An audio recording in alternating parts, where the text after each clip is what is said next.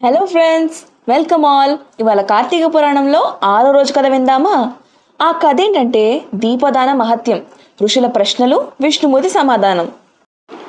అయితే కథలోకి వెళ్తే, ఒకరోజు నారదుడు, అంగిరసుడు, భృగుడు, వశిష్ఠుడు మొదలైన మహర్షులు వైకుంఠానికి వెళ్ళి శ్రీ మహావిష్ణువును దర్శించారు.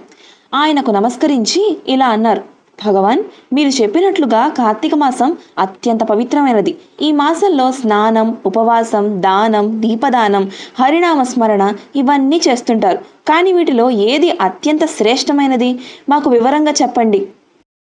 అప్పుడు శ్రీ మహావిష్ణువు చిరునవ్వులతో మహర్షులకు సమాధానం చెప్పాడు: మునులారా, ఈ 4 పుణ్యకార్యాలు అన్ని మోక్షప్రదమైనవే. అయినా వీటిలో ఒకదానిని ప్రధానంగా చెప్పాలంటే అది దీపదానం. కార్తీక మాసంలో ఒక చిన్ని నూనె దీపమైన వెలిగించిన వాడు అఖండమైన పుణ్యఫలాన్ని పొందుతాడు. అప్పుడు భగవంతుడు శ్రీహరి ఉదాహరణగా ఒక పురాతన కథ చెప్పాడు. పురాతన కాలంలో ఒక వేశ్య అనుకోకుండా కార్తీక మాసం ఒక రాత్రి తన ఇంటి ముందు దీపం వెలిగించింది. అది యాదృచ్ఛికంగా శివాలయానికి ఎదురుగా వెలిగింది. ఆ ఒక్క దీపం వల్ల ఆమెకు నరకయాతన తప్పింది.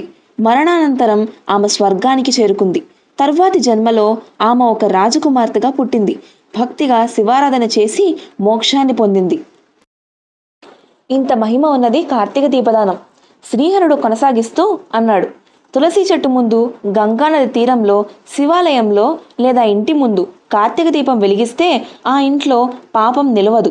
ఆ కుటుంబానికి ఆరోగ్యం, ఐశ్వర్యం, సంతానం, దీర్ఘాయువు కలుగుతాయి. దీపం వెలిగించలేని వారు కనీసం ఒక్కసారి ఓం నమఃశివాయ అని జపించినా అది 1,00,000 దీపాలు వెలిగించిన ఫలితాన్నిస్తుంది.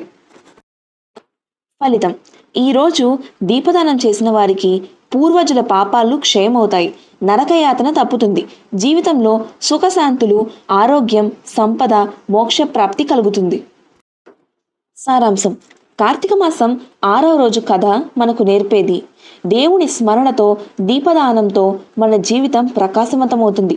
చిన్న దీపం వెలిగించినా అది చీకటిని తొలగించి మన ఆత్మను శుద్ధి చేస్తుంది. ఇది ఫ్రెండ్స్ ఇవాల్టి చిన్ని కథ. మరిన్ని కథల కోసం మా ఛానల్ని లైక్ చేయండి, షేర్ చేయండి, సబ్స్క్రైబ్ చేయండి. Thank you for watching.